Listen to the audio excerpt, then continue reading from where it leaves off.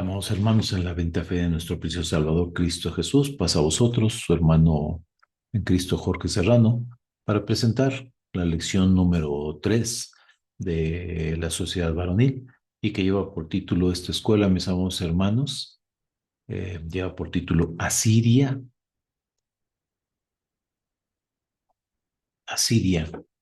arrepentimiento verdadero. Y es una pregunta dentro del título, mis amados hermanos, que nos hace reflexionar realmente eh, sobre lo que es el arrepentimiento verdadero, entender si Asiria se arrepintió y cómo nosotros podemos no caer en el error de este imperio, del imperio de Asiria. Tenemos un objetivo, mis amados hermanos, para esta lección que dice de la siguiente forma: reflexionar sobre el arrepentimiento de Nínive y la posterior arrogancia que llevó al juicio de Dios, resaltando la importancia de la perseverancia de la justicia. Entonces, en el objetivo, nuestro Dios siempre ha querido que toda la humanidad pueda ser salva, que todas las naciones de la tierra puedan conocerle y puedan caminar correctamente junto con él. Dice la segunda carta del apóstol Pedro en su capítulo número 3, su versículo número 9, que el Señor no tarda su promesa, como algunos la tienen por tardanza, sino que es paciente para con nosotros, no queriendo que ninguno se pierda, sino que todos procedan al arrepentimiento. Y en Génesis 12:3 vemos la promesa hecha a Abraham, que bendecirá a los que le bendijeren y maldecirá a los que le maldijeren, y en él serán benditas todas las naciones de la tierra. Así que el arrepentimiento para esta lección que vemos para Nínive nos debe servir en nuestra vida para no caer en el mismo error que cayó Nínive, en el riesgo de caer de la gracia y recibir el castigo que reciben los impíos. Necesitamos tener una conversión total y perseverar siempre en la justicia de Dios, entendiendo por perseverancia ese trabajo continuo, esa persecución de ese trabajo comenzado con el fin único de alcanzar el objetivo establecido para no caer en el error de volver a los tiempos pasados. Viene una lectura bíblica, mis amados hermanos, y permítanme un momento para poder compartir esta lectura bíblica que viene en el libro de Nahum, mis amados hermanos, a partir del versículo número 1 hasta el 8, que dice de la siguiente manera: profecía sobre Nínive, libro de la visión de Nahum de Elcos. Jehová es Dios celoso y vengador. Jehová es vengador y lleno de indignación. Se venga de sus adversarios y guarda enojo para sus enemigos. Jehová es tardo para la ira y grande en poder, y no tendrá por inocente al culpable. Jehová marcha en la tempestad y el torbellino, y las nubes son el polvo de sus pies. Él amenaza al mar y lo hace secar y agota todos los ríos. Basán fue destruido y el Carmelo y la flor del Líbano fue destruida. Los montes tiemblan delante de él y los collados se derriten. La tierra se conmueve a su presencia y el mundo y todos los que en él habitan. ¿Quién permanecerá delante de su ira? ¿Y quién quedará en pie en el ardor de su enojo? Su ira se derrama como fuego y por él se llenan las peñas. Jehová es bueno, fortaleza en el día de la angustia y conoce a los que en él confían. Mas con inundación impetuosa consumirá a sus adversarios y tinieblas perseguirán a sus enemigos. Así que en esta lectura vemos esta soberanía de nuestro Dios sobre todo y sobre todos, manifestando que Dios, que es tardo para la ira, pero es grande en poder, y su soberanía es innegable, y Él puede hacer juicio sobre todos, sobre todo este mundo. El hecho de que nuestro Dios sea tardo para la ira no nos debe de llevar a pensar que podemos continuar en un camino de pecado, arrogancia y fuera de la justicia de Dios. Nadie puede permanecer delante de la ira de nuestro Dios. Y dice que Él hará la consumación sobre todos sus enemigos, y tinieblas perseguirán a todos aquellos que están en contra de nuestro Dios, como nos lo dice el versículo del 1 al 8. Los juicios de Dios, mis amados hermanos, son inapelables, así que perseveremos por mantenernos en el camino de justicia.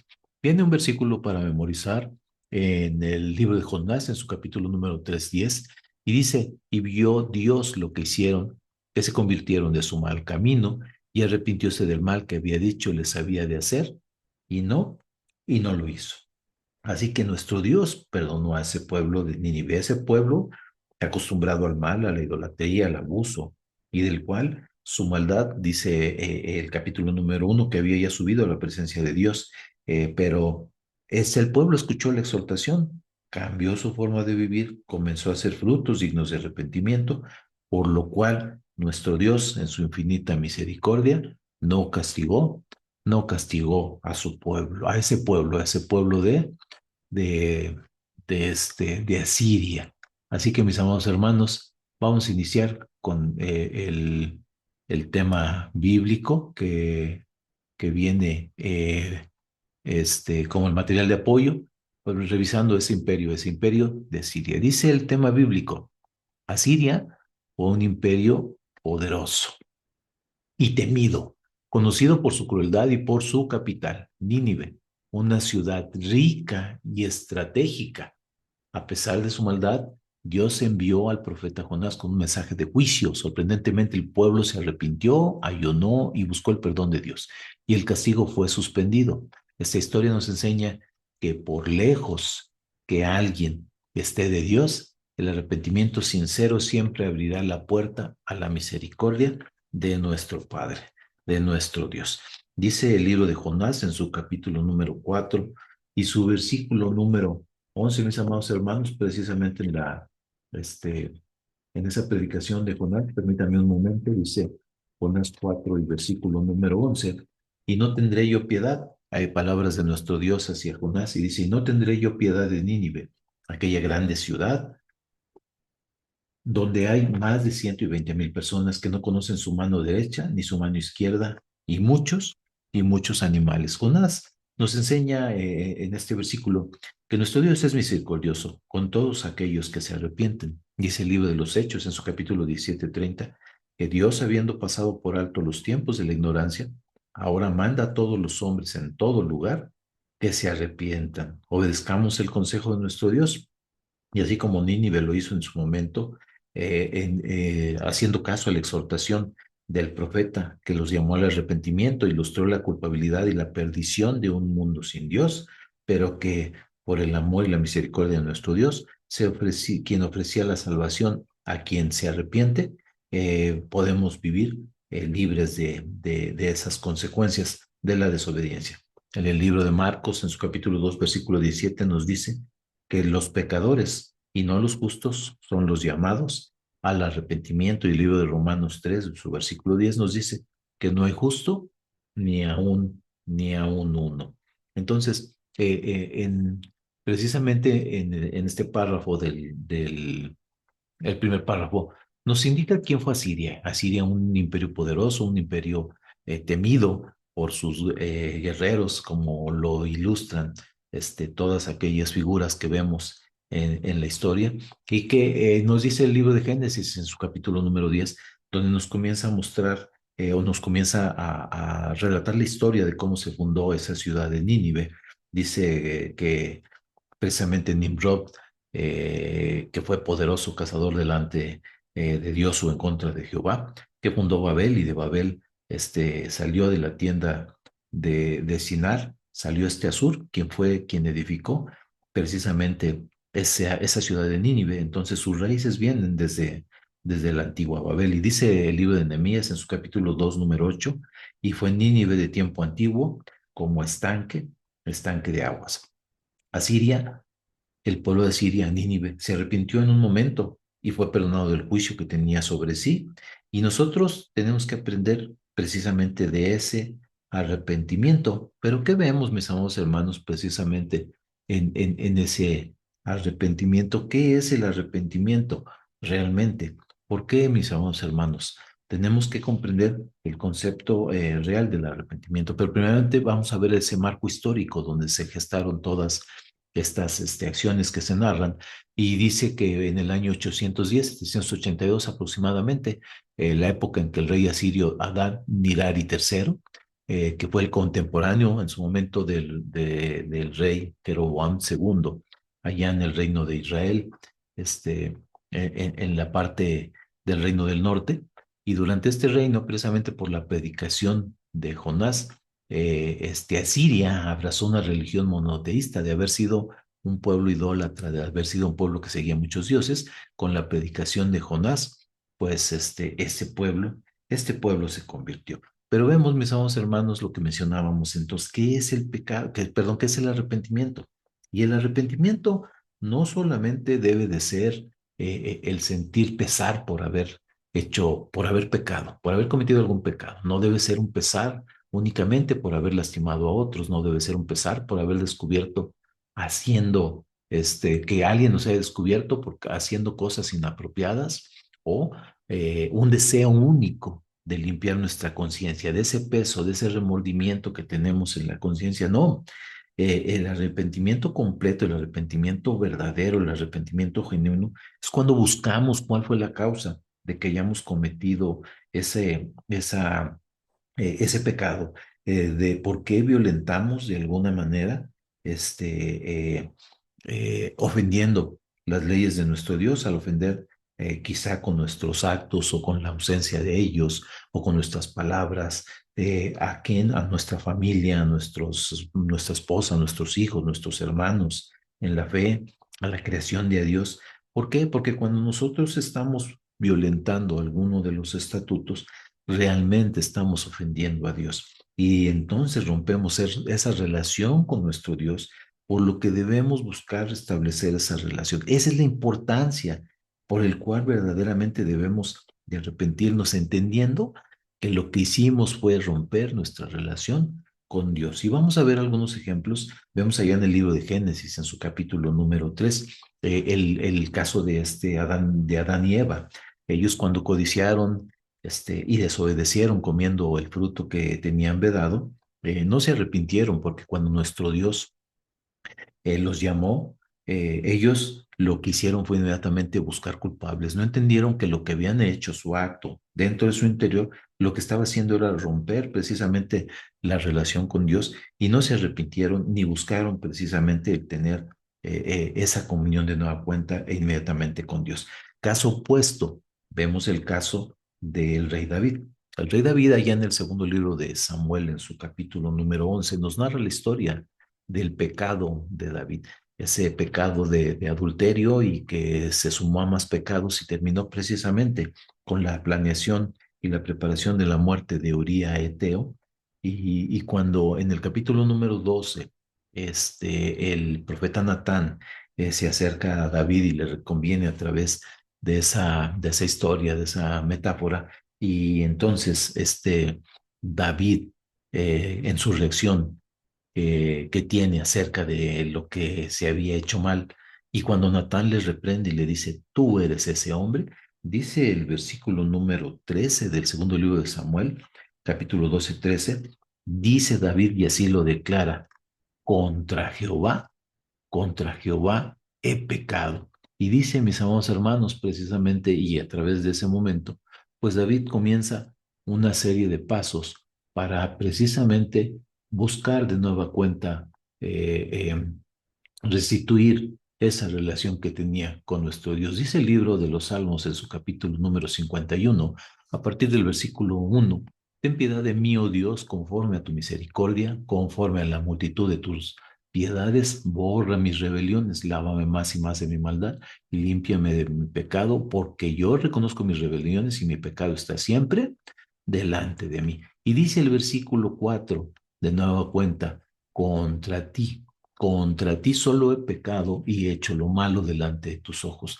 para que sea reconocido justo en tu palabra y tenido por puro en tu juicio. Y no es que David no se diera cuenta del pecado que había hecho en contra de todos los demás y en especial contra Uría Eteo, sino que se daba cuenta que ante nuestro Dios había roto su relación. Dice el versículo número 10 precisamente de este libro de los Salmos 51, pide David, crea en mí, oh Dios, un corazón limpio y renueva un espíritu recto dentro de mí. No me eches de delante de ti y no quites de mí tu Santo Espíritu. Y el versículo 17 declara los sacrificios de Dios son el espíritu quebrantado. Al espíritu, perdón, al corazón contrito y humillado, no, perdón, no despreciarás tú, oh Dios. Entonces vemos a David precisamente con ese deseo de restituir precisamente esa relación que tenía con nuestro Dios, dándose cuenta que había hecho lo inapropiado. Y allá en el libro de Hebreos, en su capítulo número 11 y su versículo número 32, nos narra que este David es reconocido como un hombre de fe, que obró justicia. David tuvo que ayunar, tuvo que confesar su falta, tuvo que orar y a pesar de que quizá en su momento su oración pudo no haber sido contestada, el libro de los Hebreos nos confirma que David fue restituido. Así, mis amados hermanos, viendo esos ejemplos, también podemos ver de la misma forma el ejemplo del rey de Nínive, porque el rey de Nínive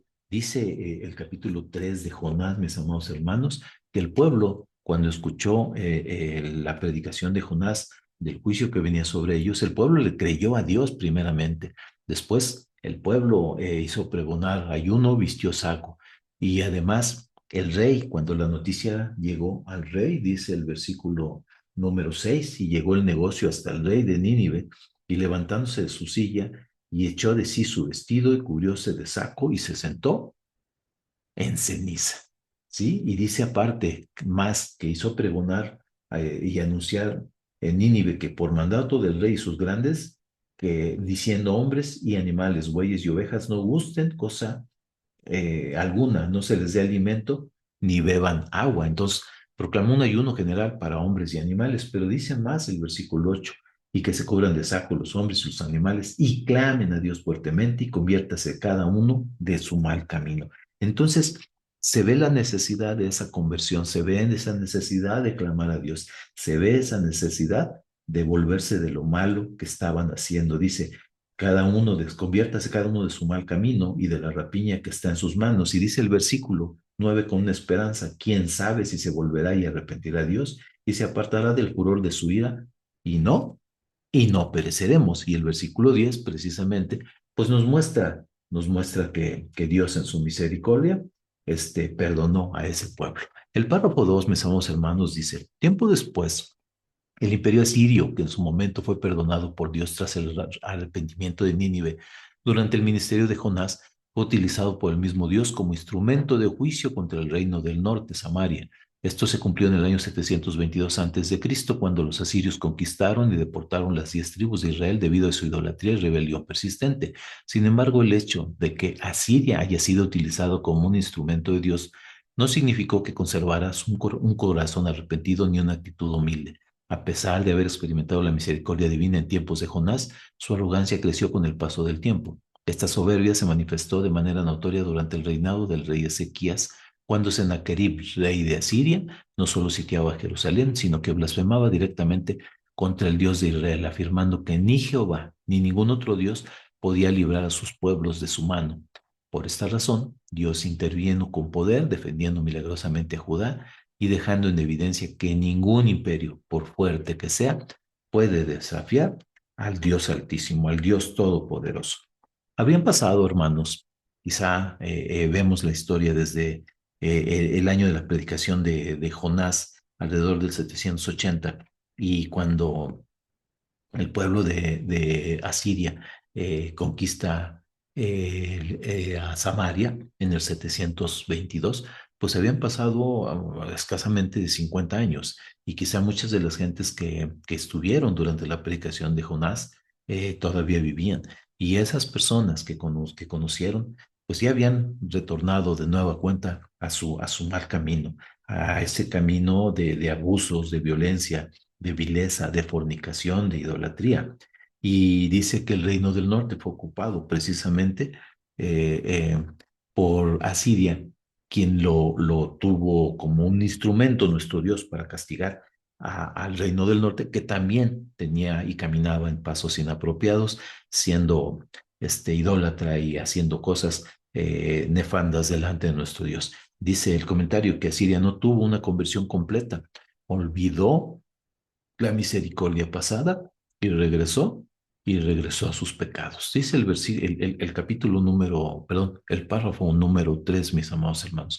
Posteriormente, a través del profeta Nahum, el Eterno declaró el juicio definitivo contra Nínive y definitivo lo entendemos como que no había ya otro cambio. Por eso dice, ya no se trataba de una advertencia condicional de arrepentimiento como al principio, como los días de Jonás, sino de una sentencia inapelable. La ciudad sería destruida por su violencia, su idolatría y su desmedido orgullo. Nahum 1 del 1 al 3. Esta profecía se cumplió años más tarde cuando Nínive fue conquistada y destruida por una coalición formada por los medos y los babilonios alrededor del año 612 a.C.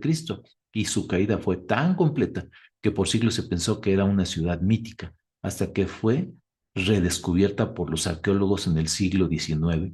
Y así se cumplió la palabra de Dios. El juicio alcanzó a quienes endurecieron su corazón y despreciaron la oportunidad de arrepentirse de manera permanente. Vamos a ver de nuevo cuenta el libro de Nahum. Dice su capítulo número 1, su versículo número 14, mis amados hermanos, dice el versículo 14. Más acerca de ti, hablando precisamente de Nínive, más acerca de ti mandará Jehová, que no quede ni memoria de tu nombre. De la casa de tu Dios destruiré escultura y estatua de fundición, y ahí pondré tu sepulcro, porque fuiste vil. Y así, como no había memoria, porque precisamente el pueblo, esa historia de Asiria, se convirtió en una historia mítica, así como la Atlántida, porque no había algún vestigio de ese imperio asirio. Entonces, realmente la Biblia no miente y a través de excavaciones pudieron encontrar que ese imperio sí existió, tal como lo narra la palabra de nuestro Dios. Dice el versículo 2:13 de Nahum. Heme aquí contra ti, dice Jehová de los ejércitos, encenderé y reduciré a humo tus carros y espada devorará tus leoncillos y cortaré de la tierra tu robo y nunca más se oirá de ti, mensajeros, mis amados hermanos. Perdónenme, no estoy compartiendo, estaba viendo esta parte. Y dice el capítulo número 3 desde el versículo 1, que dice, hay de ti, ciudad sanguinaria, toda llena de mentira y de rapiña, sin apartarte del pillaje, dice el versículo 4 a causa de la multitud de las fornicaciones. Dice el versículo 3 perdón, jinete niesto y resplandor de espada y resplandor de lanza y multitud de muertos y multitud de cadáveres, cadáveres sin fin y en sus cadáveres tropezarán. Dice el versículo número 5, aquí contra ti, dice Jehová de los ejércitos, y descubriré tus faldas en tu rostro y mostraré a las naciones tu desnudez y a los reinos tu vergüenza. El versículo 7, todos los que te vieren se apartarán de ti y dirán, Nínive es asolada. ¿Quién se compadecerá de ella? ¿Dónde te buscaré? Consoladores, el versículo número 10, sin embargo, ella fue llevada en cautiverio. También sus pequeños fueron estrellados en las encrucijadas de todas las calles, sobre sus varones se echaron suertes y todos sus grandes fueron aprisionados con grillos. Y finalmente el versículo 19, no hay medicina para tu quebradura, tu herida es incurable. Todos los que oigan tu fama batirán las manos sobre ti, porque sobre quien no pasó continuamente tu maldad. Así que este pueblo precisamente de, este, de Asiria fue destruida en su totalidad y nos dice que a través de sus vestigios, precisamente una página que nos comparten nuestros hermanos, un link del Museo Británico, donde marca precisamente el redescubrimiento de la gran ciudad perdida de Siria en el blog del Museo Británico de octubre 31 del 2022. Quien quiera puede acercarse y buscarlo y encontrará la información de esta parte. Pero dice el último párrafo de nuestra lectura. Como varones de Dios, debemos preguntarnos si nuestro arrepentimiento es genuino o solo momentáneo. Nínive nos enseña que si no hay un cambio verdadero, las consecuencias llegarán. El libro de Mateo 7, 26, 27 es cuando nos narra nuestro maestro después del Sermón del Monte, en el versículo, pero en el capítulo 5 y después de pasar por el 6 y el 7, ver enseñanzas hermosas de nuestro maestro, dice el versículo número 26 del libro de Mateo, mis amados hermanos, dice el versículo 26 precisamente, que, que dice de la siguiente manera, ay, perdón, 7:26, dice de la siguiente manera, mis amados hermanos,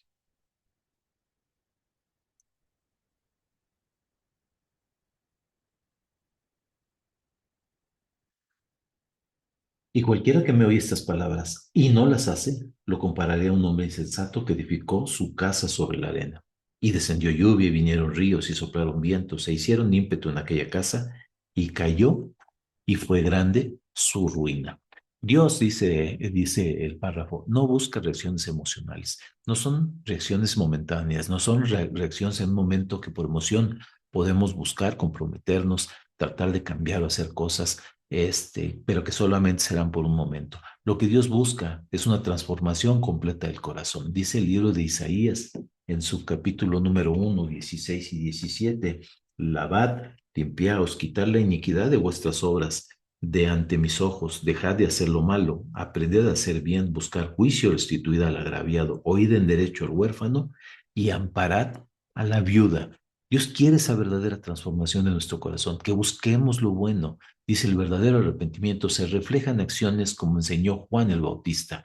Haced pues frutos dignos de arrepentimiento. Así que mis amados hermanos, este, el arrepentimiento, como dice esta parte, el arrepentimiento es un proceso para el Hijo de Dios. Después de orar, ayunar, restituir el agravio hecho, mantenernos firmes en las pruebas y perseverar día con día, eso nos permitirá que de alguna forma podamos restablecer correctamente de nueva cuenta nuestra relación con Dios. Hemos sido llamados para caminar en caminos de justicia, de manera constante y perseverante de la mano de Dios, imitando las enseñanzas de nuestro Maestro Jesucristo. Cambiemos en el interior con convicción, con entrega, arraigados en el temor de Dios. Seamos, mis amados hermanos, con el ejemplo del apóstol Pablo, que cuando iba rumbo a Damasco y vio esa luz que lo cegó y que escuchó la voz del Maestro, inmediatamente él se levantó y le dijo, Señor, ¿qué quieres que yo haga? Pablo tuvo una conversión de 180 grados, de ser perseguidor de la iglesia a ser un servidor de la iglesia. Así que nosotros somos llamados también a tener esa vida de oración, de ayuno, para terminar ese proceso de cambio y restaurar una relación con nuestro Dios. Que la historia de Nínive sea para nosotros un recordatorio del riesgo de volver de nueva cuenta al pecado, para que nos mantengamos firmes en el camino de nuestro Dios y para que nuestro arrepentimiento sea verdadero, sea de corazón, sea de razonamiento y sea con esa convicción para que nuestra conversión sea total y plena. Las actividades, mis amados hermanos, para la iglesia, dice que en compañía de los hermanos de la sociedad varonil, lean el libro de Jonás capítulo 3 y reflexionen juntos sobre las enseñanzas de un arrepentimiento verdadero. Anoten en un cartel o pizarra las señales de un corazón arrepentido y escriban entre todos las actitudes y frutos que deben mostrar un varón que se ha vuelto a Dios. Y la actividad en casa es reflexionar sobre las siguientes preguntas y prepararse para compartir las respuestas en la próxima sesión. ¿He mostrado frutos de un arrepentimiento verdadero o solo emociones pasajeras? ¿En qué áreas de mi vida necesito volver a comprometerme con Dios? ¿Y cómo puedo perseverar diariamente en la justicia y evitar recaer en mi pasado? Dice este libro de Marcos en su capítulo número 13, mis amados hermanos, Marcos 13 y su versículo número 13 dice de la siguiente manera, y seréis aborrecidos de todos por mi nombre, mas el que perseverare hasta el fin, ese, mis amados hermanos, ese, ese será salvo. Así que, hermanos, espero que este material pueda servir precisamente como ese apoyo para que puedas prepararte y llevar tu estudio y compartir con tus hermanos en la reunión de este próximo sábado tus experiencias para que todos, mis amados hermanos, todos juntos puedan precisamente compartir, crecer y poder vivir una vida de conversión, una vida de arrepentimiento, una vida como nuestro Dios desea. Espero que este material pueda servirles de alguna manera y pues esto sería todo, mis amados hermanos, que el Eterno bendiga de sus vidas y paz, paz a vosotros.